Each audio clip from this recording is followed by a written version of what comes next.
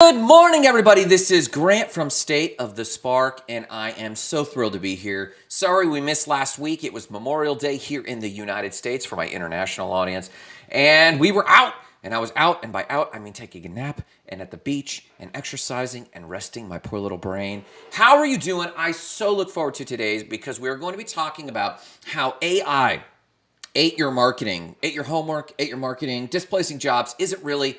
We're going to talk a little bit about that, but then we're going to touch on three aspects that small business brands going forward will absolutely have in order to capture their market or at least keep their market. We're also going to be talking before that, we're going to be talking about other news. Other news that'll make you smarter, more intelligent, or at minimum, more interesting with your friends or around the water cooler. Do we even have water coolers anymore?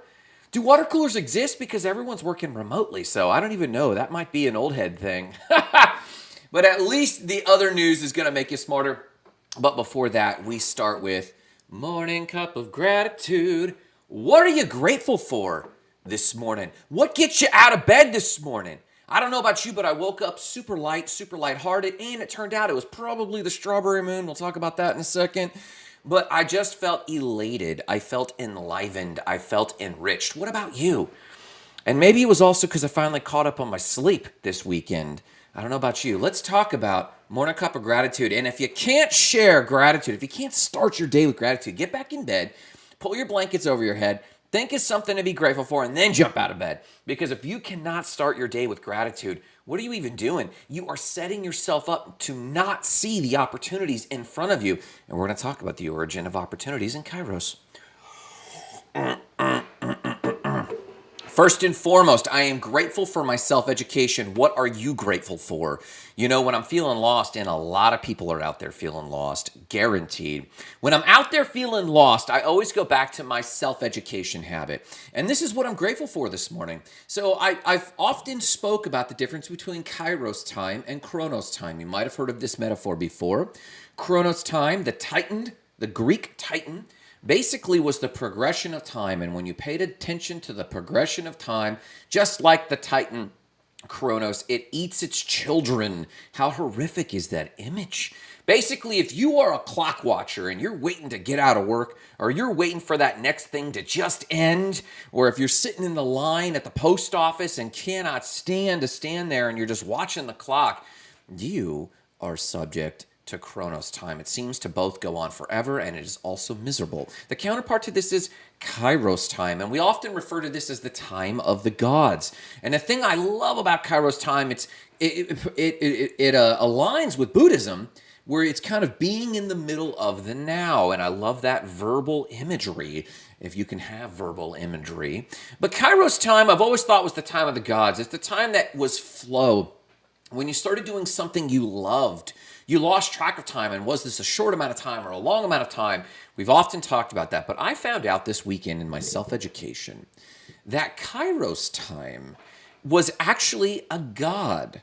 Kairos, as many of these other words, was actually a god, and it was the god of opportunity. And if you think about the idea of Kairos time being the moment of the gods, this eternal centered now moment, that aligns pretty clearly with Kairos being the Greek god of opportunity. And they even said that he had a braid, the sculptures of the god Kairos had a braid down his face because that braid could only be grabbed upon approach, as it were, meaning opportunities could only be grabbed as they approached you. If an opportunity passed you by, you could not take advantage of that opportunity. That's what I'm grateful for, not just this particular story, but the ability to self-educate. Because in this world where AI is freaking out and birds are having their heads fall off, and there's war in the Eastern Bloc somewhere all the time, and there's misery going on in Central Africa and in India and secret places all over the world, there's challenges. In the middle of everything feeling topsy-turvy, when you lose track of your centering compass, your internal moral code, your internal philosophy, your religion, whatever that internal compass is, if you're feeling lost, you've lost track of that internal compass. I'm grateful this morning for my personal study habit, because that helps you reconnect with your internal self, your internal compass. That's what I'm grateful for. What are you grateful for? Let me know in the comments below. Put in the comments what you're grateful for so I can hype you. But so also that you can start your day articulating and vocalizing the very thing you're grateful for. Tell me in the comments below. Let's talk about other news. If you looked outside at any given moment yesterday in our hemisphere, you saw that we had a relatively full moon. It was a glorious full moon over the weekend. In June 3rd and 4th, give or take, depending on your time zone, we had the full moon. This moon was known by many Native Americans, indigenous folks, as the strawberry moon because it correlated with the fruit bearing of strawberry plants, at least in North America. Maybe in other cultures, but fun fact that you might not have known, in South Africa, this was known as the Sisters Moon. Why is that? The Sisters Moon? Because it coincides with the rise of Pleiades, the Sisters constellation, at this time of year in the Southern Hemisphere. So not only did you get moon knowledge today, you also got star astrological knowledge today. Let's talk about the markets. In the TradFi markets, and if you don't know by now, you should. In the TradFi markets, the Dow is at 33,877. Now, the last time I reported, it was at 33,470. It's up a little bit. That doesn't mean we're in a bull market, but it doesn't mean we're in a recession or a collapse necessarily. It is a weird economic time. The S&P 500 is at 4,290. The last time I reported, it was at 4,153. The NASDAQ's at 14,556. The last time I reported, it is at 13,430. Percentage-wise, we're up a little bit. It's a little bit strong of a market. We've had earnings reports, and we've had jobs reports, and we've had the Fed kind of not raise interest rates so much and making noises like they might not raise interest rates at all again. But it doesn't matter to you because you're a Spark citizen and you are the master of your own fate and the captain of your soul. And we cover this economic data to desensitize you. So don't worry about it. I tell you so that you're informed, you know, but you already prepared yourself against those who want to make you say, oh, the market's rallying. Okay, and then it's disappointing next week. It doesn't matter. I'm sharing it with you to desensitize. Like looking at your weight every week. You should just look at your weight every week, whether you're dieting or not, to desensitize you to it, so that you focus on what matters. Let's talk about the DeFi markets. The DeFi markets, Bitcoin is at 26,841, down a little bit from the last time I reported, 27,400. Ethereum's at 1,873. Last time I reported, it's 1,828, almost break even. Cardano, otherwise known as ADA, is at 37.5 cents. Last time I reported, it was 37.3 cents, so 0.373 last time I reported. And XRP Ripple, it's up a little bit. It's at 53 cents, which is up a little bit over when I reported last time at 42 cents. Now, that's a 25% increase on XRP Ripple. It looks like the SEC case might wrap up pretty soon. I am holding a significant amount of Ripple, so I'm hopeful. But I'm not going to tie my emotions into it. I'm going to focus on the things I can control. I can dollar cost average. I can purchase stocks. But I share the market information with you so that you're informed, but you kind of have a tone of neutrality about it so that you focus on what matters, and that's your internal life and how it manifests your external life. Let's talk about the Mona Lisa as a meme.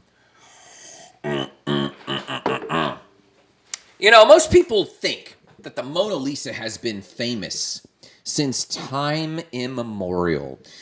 But that's not necessarily true. You see, the Mona Lisa, though it was listed with the masterworks for a few hundred years, generally was a sideshow of Leonardo da Vinci's. It wasn't considered his best piece, at least not at the time. And it wasn't his most famous piece. Of course, the Sistine Chapel is up there, as well as many other works that Leonardo da Vinci did. But it wasn't until a situation in 1911 that the Mona Lisa actually became famous.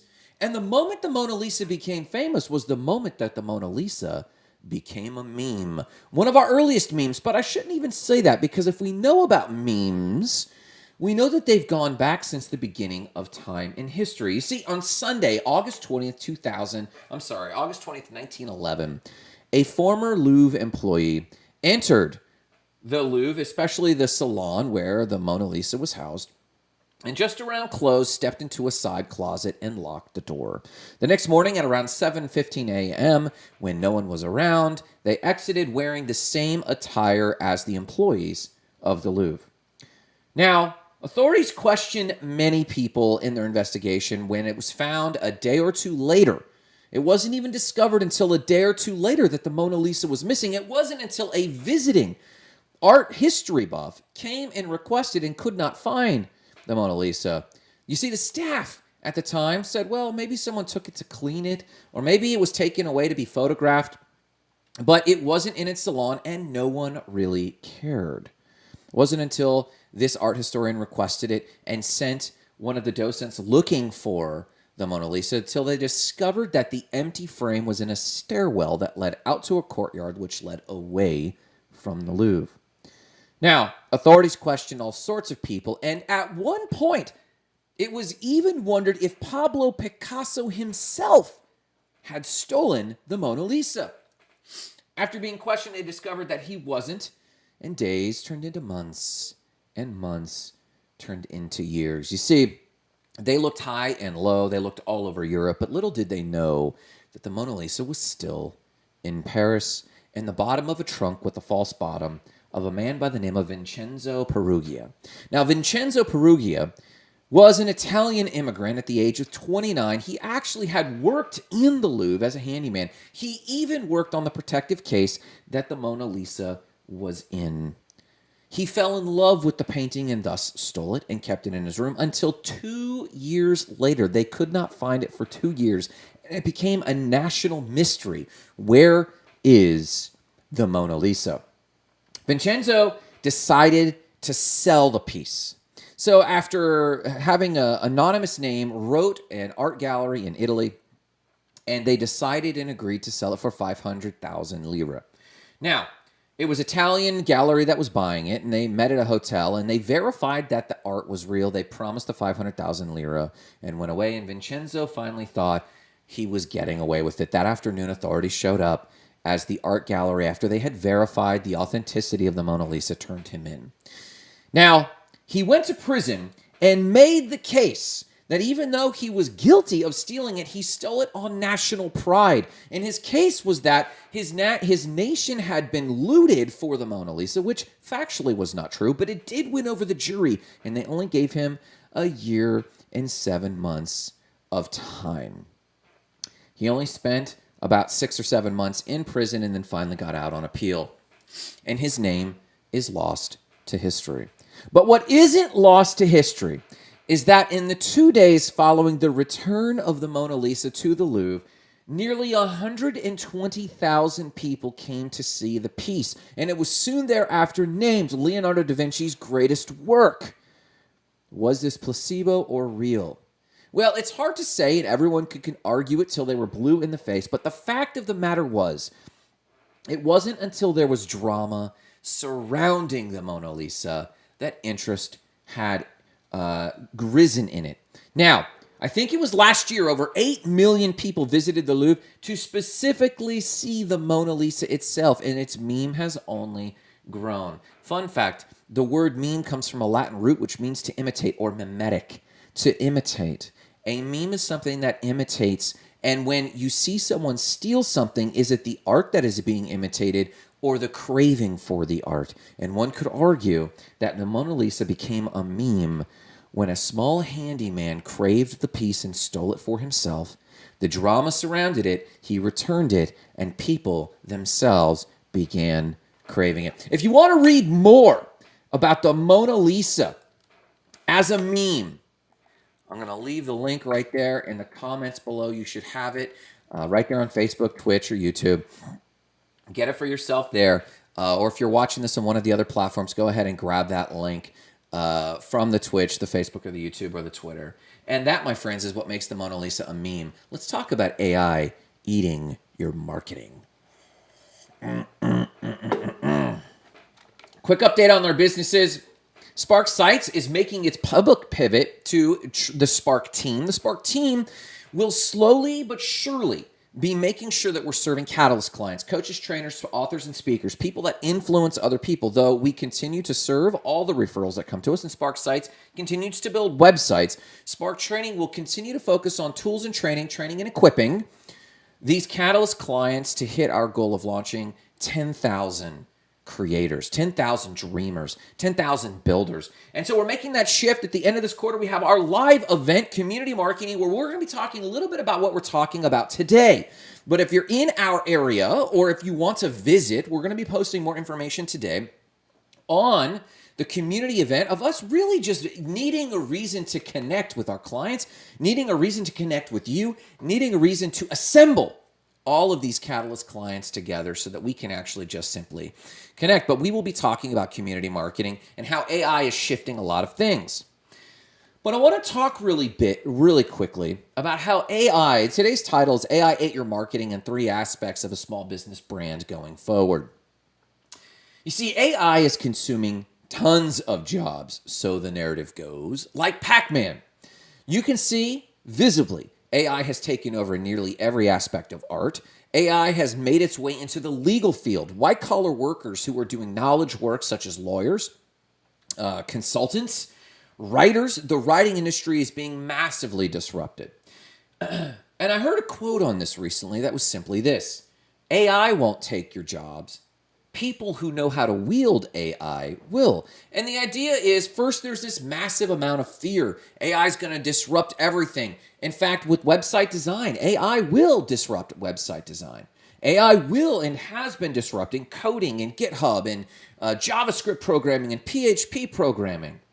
AI is showing up in creating ads and advertisers and photos. And I just opened up my cell phone the other day, took a photo, and Magic Eraser, Google is using AI to remove undesirable elements in a photo that can just be nixed. And where that undesirable element was, it's replaced by an AI completed image.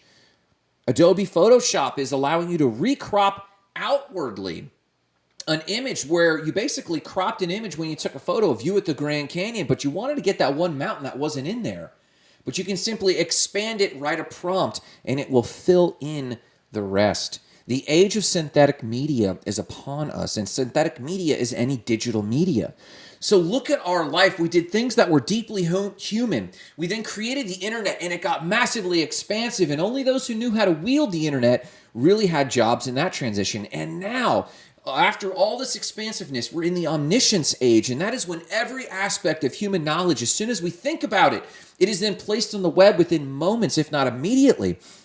The expansion of the expansion, the acceleration of the acceleration is happening at such a clip that most of us are feeling lost, confused.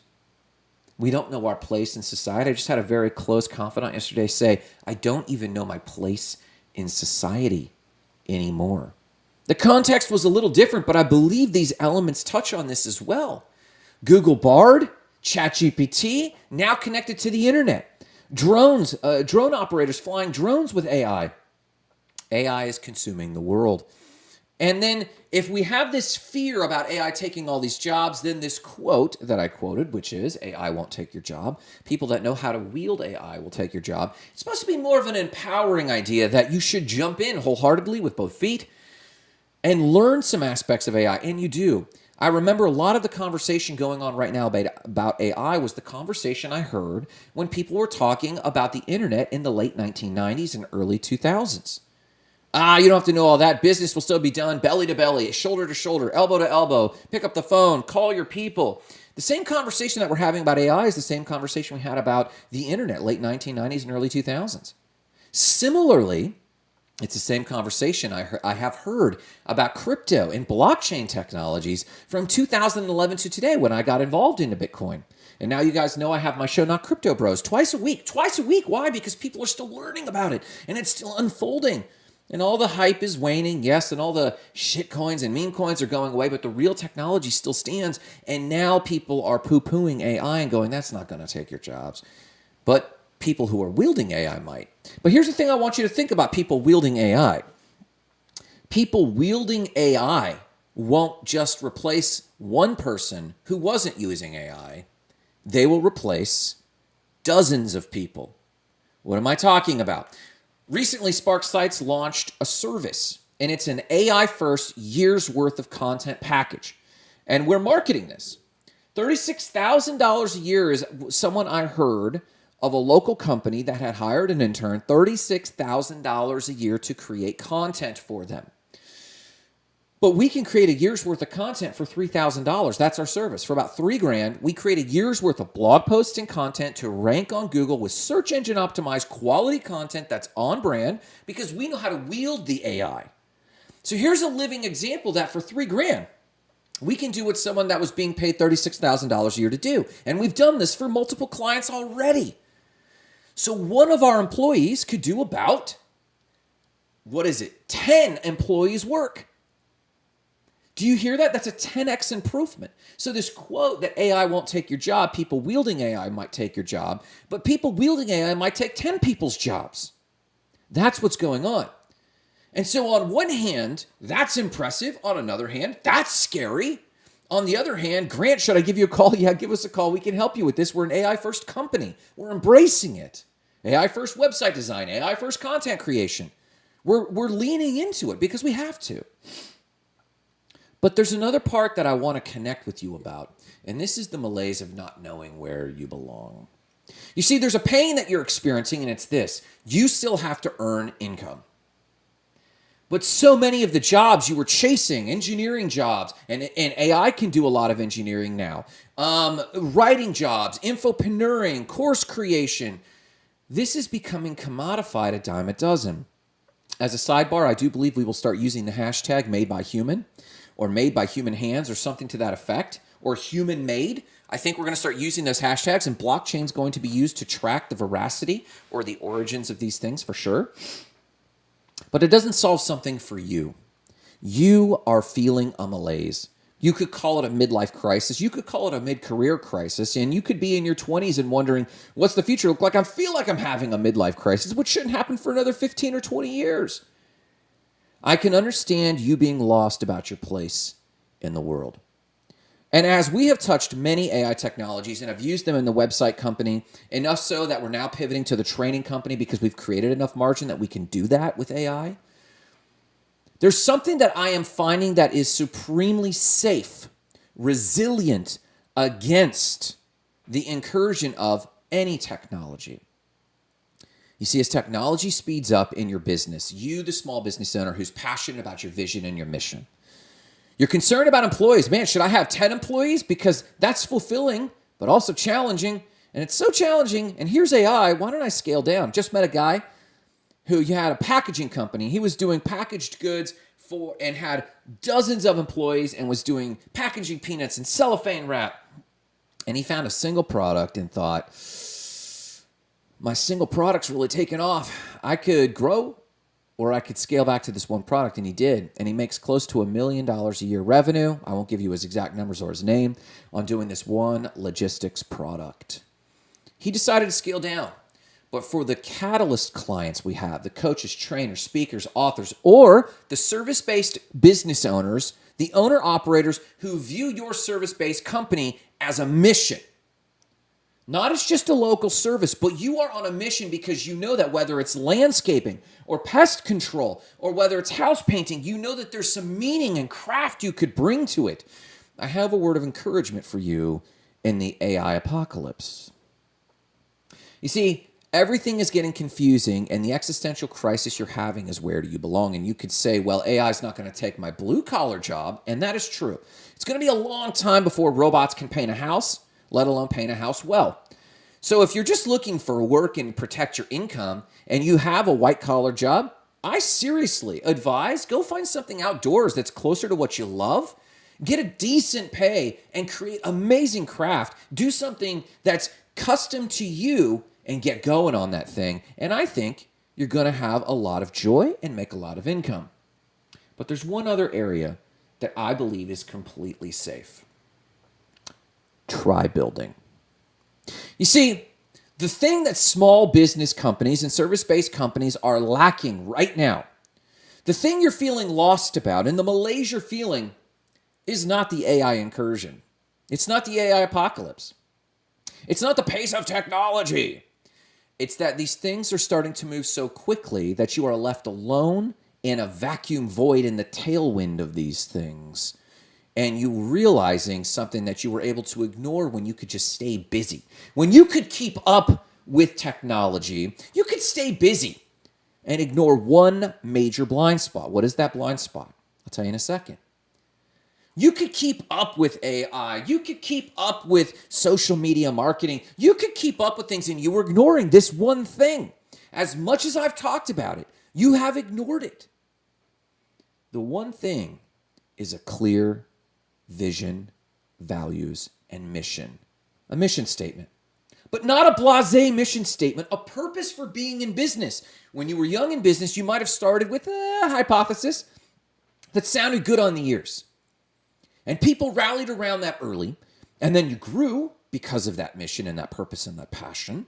And then you got overwhelmed. And then you got busy. And then you were managing payroll. And then you were managing employees. And then you were trying to keep your family happy. And then you were trying to make sure you kept your fitness up. And then you were trying to make sure you kept your spirituality up. Oh, but you got to clock into work, and now you're in the law of hypnotic rhythm, which is good because it's leveraged and you could do it on autopilot. But it's bad because you could do it on autopilot. And you've been on autopilot. But now that you have a sucking tailwind, that you have kind of been left behind and everything is swirling around you, you're realizing, I'm losing clients. I'm not seeing a lot of growth. I'm getting by, but it's starting to concern me. And I'm feeling lost. That conclusion, I'm feeling lost, is the very evidence. Not that AI is taking your jobs and clients, not that people don't get it. That feeling of being lost is the very evidence that you have lost track of your vision, your mission, and your purpose. You gave little bits of your brain and your soul away to other people until you said, I can get by. I can get by. And now we've hit a massive inflection point with AI. Now we've hit a massive inflection point where you realize a deeply human thing that AI cannot do, and that is meaning make. It's called meaning making. Give yourself purpose. You see, humans are teleological, like a homing pigeon. You could take a homing pigeon, put a hood over its head, put it in a box, and drive it 500 miles away, then take it out of its box, take the hood off its head, throw it up in the air, and it would hone in 500 miles away and keep flying until it made it home. Humans are like that, unless we don't have a goal and don't have a home. And most of you have neglected writing your values and your vision and your mission. Now that's the bad news. The good news is, as soon as you do, the light goes on inside of you. And as soon as you have a clear purpose, and as soon as you have a clear vision and mission, the rest of the world rallies itself around it, because the world, what is the quote? Don't go out and find what the world needs. Instead, find what makes you alive, because what the world needs is people who are alive. And when you have rediscovered your value and your values and your vision, you become a lightning rod. You become a magnet for all of the other people who are feeling their own malaise and are looking for a well to drink from that has its own vision. Not to necessarily steal your vision, sometimes to help with your vision, but really so that some of that rubs off on them and they can run in their vision and mission. The one thing AI cannot eat is your vision and your values. This is something that is so deeply intrinsically human that it leads me to the point of where we're at very specifically in marketing. You see, we have something that I like to call a bullshit meter.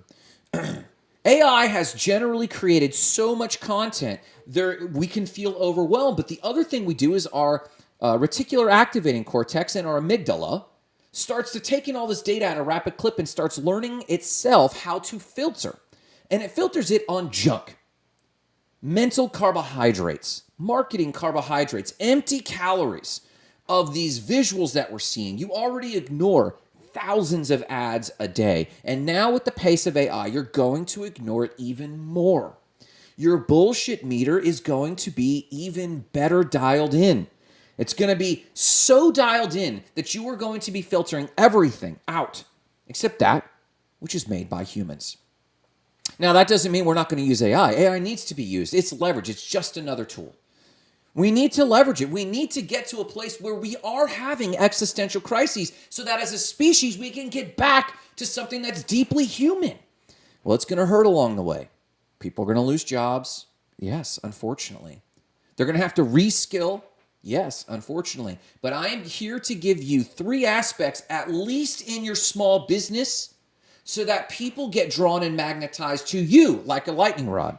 You see, we could talk about a lot of aspects on how this is affecting things, but I want to zero in on this one, your business, specifically in the area of marketing. As I said, the bullshit meter gets dialed in, and we're going to start filtering out more and more of the BS that AI is creating. More and more of the blogs that we'll be creating to rank on Google SEO, most people will filter out. It's not for people. It's for the algorithm. I'm writing this content with AI to fight a battle with AI, Google's search bot, so that you begin to rank. These are the AI battles are happening all day under the hood. That's what we're doing. But as it comes to your business and your marketing, you need to change your marketing in such a way that connects with some aspects that are so deeply human that we cannot filter it out with the bullshit meter, because we're craving it. And the higher AI goes, the higher synthetic media, the more synthetic media we're exposed to, the more we'll desire this one or this aspect that I call community marketing. Now, this is the thing we're going to be talking about at the live event. And I'm going to be diving deeper into this at the live event at the end of the quarter. So you want to make sure that you check in. I'll have the link here for that. But you got to hear me on this. People will be, this is the meat right here. People will begin shopping companies that have a tribe and a cause, that will have a tribe for them to participate in, that will have a cause that they believe in. Now, that cause could be selfish. I don't mean necessarily a nonprofit cause, though it could include that. But it is a transcendent cause. Now, we've known this for a long time. In fact, this is not my idea alone. Seth Godin wrote about this back in 2008. 2008. In internet years, that's decades ago. In real years, that's a decade ago. This idea is not new, but we have lost track of it. We got lazy with it. We thought we could just buy a bunch of paid ads and that go all across the country and we go make $1 million. And a lot of you have realized I have one client that was spending over $5,000 a month in paid ads at the local level and got 0 clients. They spent this for like 12 months, got 0 clients from it. But what we're pushing for is Web 3.0. In a post-AI world, what is marketing 3.0? Marketing 3.0, in my opinion, is community-based marketing. Now, again, we're going to unpack this in great depth over the coming weeks, and really, we're going to unpack this in depth at the end of the quarter at our quarterly event. And if you happen to catch us on our Spark office hours, which is every other Wednesday at 3 p.m., 3:30 p.m., we'll have to check the time on that. At 3:30 p.m., check us there, because we'll be talking more and more about community marketing, because we think this is so vital to you surviving the AI apocalypse and the technological paradigm shift we're going through. Whereas you go through your own creative destruction, you are destroying your old systems yourself so that the outside market doesn't do it to you, and you're reinventing yourself from the inside out. This needs to happen. Community marketing, it's deeply human. AI will not be able to create community or tribe at any given time in the near future.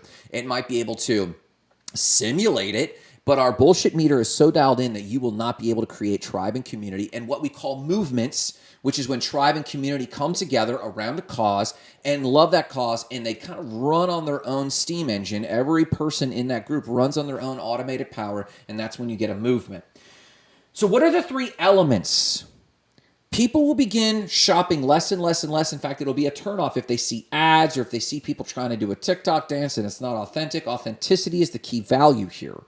So they'll be looking for 3 aspects unconsciously around business, and they will be drawn to your business for these 3 things. Number 1, a leader. They need someone's face. So many of you, especially my clients, I get on a phone call with you and you're like, Grant, I want to improve my marketing. I do so much consulting on this. It's not funny. And we talk about marketing. I say, hey, open up your camera right now. And they listen. I said, no, you're not hearing me. Open up your camera right now and record. They're like, well, no, I got to do my hair. I'm like, no. That very thought that it has to be perfected is another minute, another day you let go by that your face is not on camera. You see, people, when they start shopping for services, they will start to want to see more and more. They will increase their desire to see the faces of the people they're going to welcome into their home to paint their house, replace their tile, do their lawn.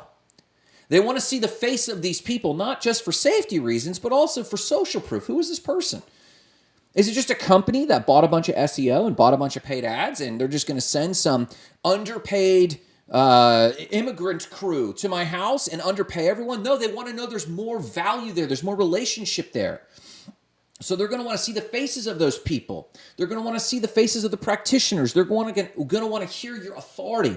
So every tribe, community, and movement, especially as a small business, your brand will need a leader of that business. They will need to see your face shining and happy. They will need to see that. So that's number one. And when I say leader, I don't mean like you're the top-down leader. What I'm saying is they're going to need a guide, someone who gives them permission to express their voice. Remember, this isn't just a service-based company going, hey, I do landscaping.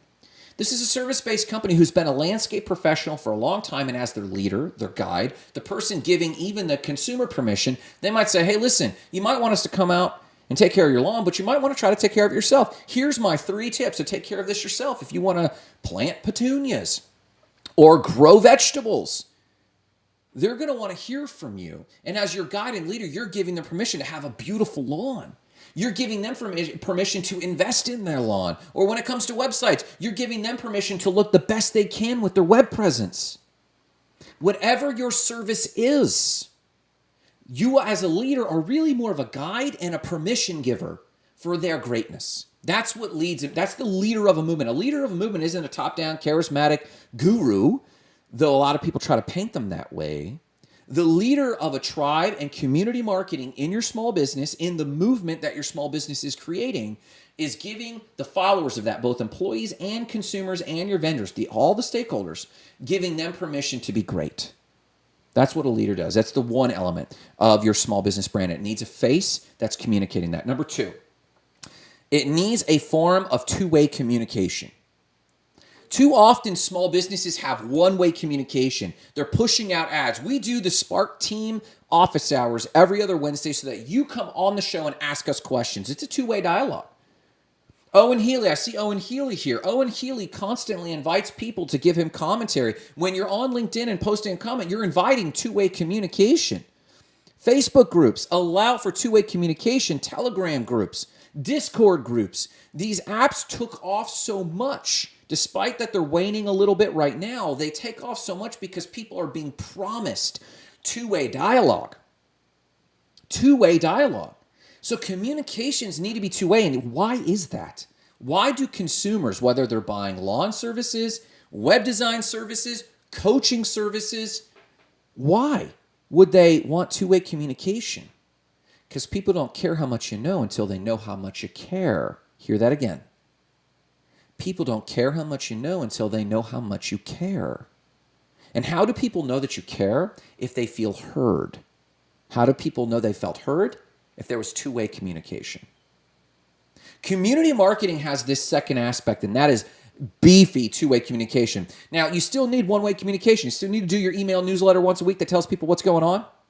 You still need to do your lives so that people can hear that you're in the game. They know that you're staying sharp. They know that you're available. And they're also hearing your message and your voice and deciding if you're a match for their personality. All of that still needs to happen. Number 1, they need a leader, a guide, a shaman, someone to give them permission to be great. Number 2, they need two-way communication so that they know that you empathize and understand who they are and what their needs are. Huge. And the third thing you need, a rallying cause. Man, this is a tough one. A lot of you think, no, Grant, I just want to do a boring business. I do ice machines, or I have a landscaping company, or I have a painting company, or I do pet sitting. And these do not have a cause. I challenge your paradigm there. Any small business that operates that way, that assumes that what they're doing is not great, impactful, and a point of contact to this human species that is meaningful.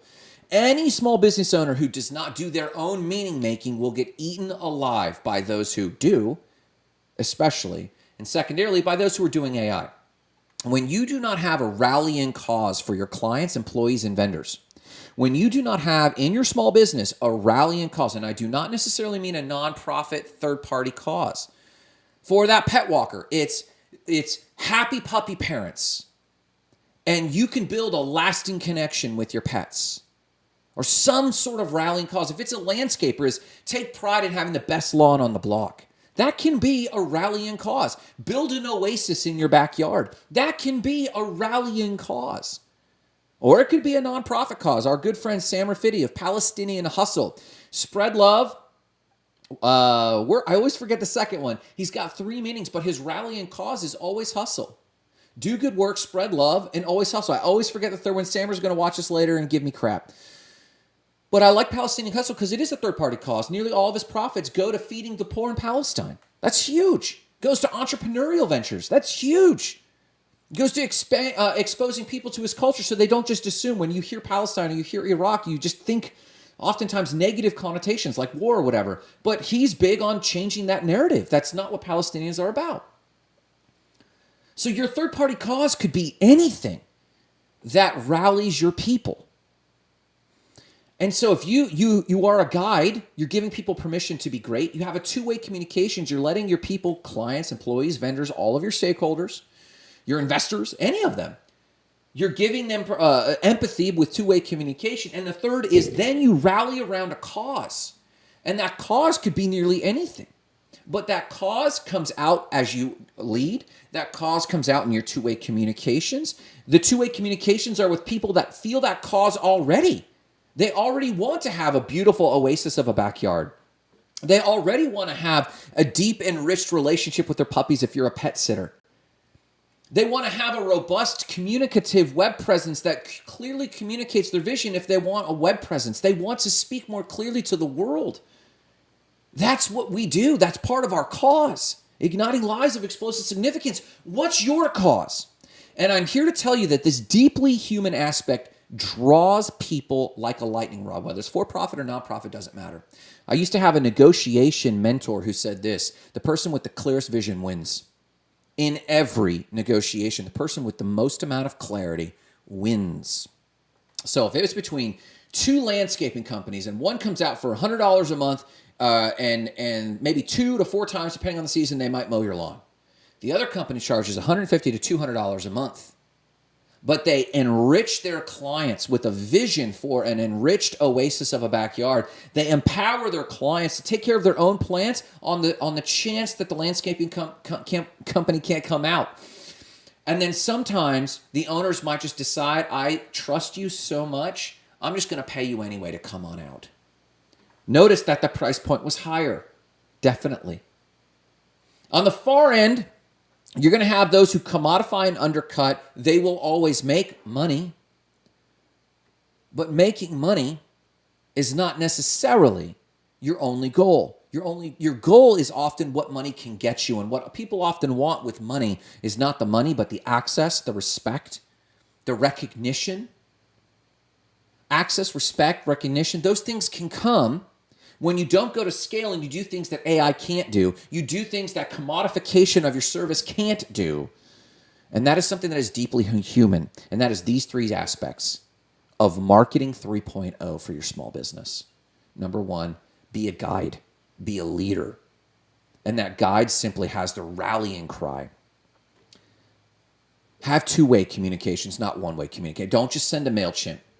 Do a live, do interviews. Take your people to lunch. That's a two-way communication. Take your clients to lunch. You should take one client to lunch every week for the rest of your busy life. Clients to lunch. Two-way communication to build empathy. And number 3, a rallying vision and cause.